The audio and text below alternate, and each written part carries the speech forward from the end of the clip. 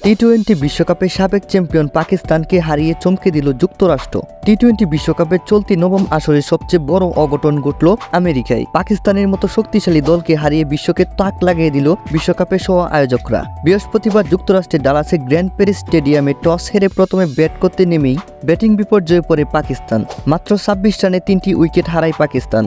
Power play ৬ ওভারে ৩০ run এবং ৩টি উইকেট হারাতে হয় তাদের। দলের ব্যাটিং বিপর্যয়ের কারণে ৭ উইকেটে ১৫৯ রানের বেশি করতে পারেনি ২০০৯ সালের চ্যাম্পিয়নরা। টার্গেট তাড়া করতে নেমে অধিনায়ক মানিক্য প্যাটেলের ৫০ আর আদ্রেস গুডস, এরান জোর্জ এবং নীতিশ কুমারের দায়িত্বশীল ব্যাটিংয়ে ৩ উইকেট হারিয়ে ১৫৯ রান করে ম্যাচ টাই করে যুক্তরাষ্ট্র।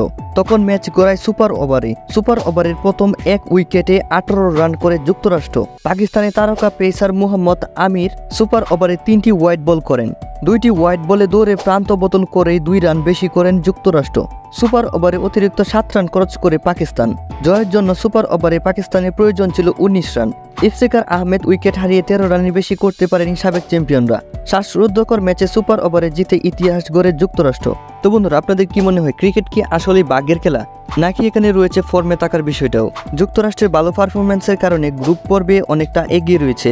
যুক্তরাষ্ট্রের এই বিজয় পাকিস্তানের জন্য বয়ে আনতে পারে বিপদ সংকেত। পাকিস্তান রয়েছে এখন রেড জোনে।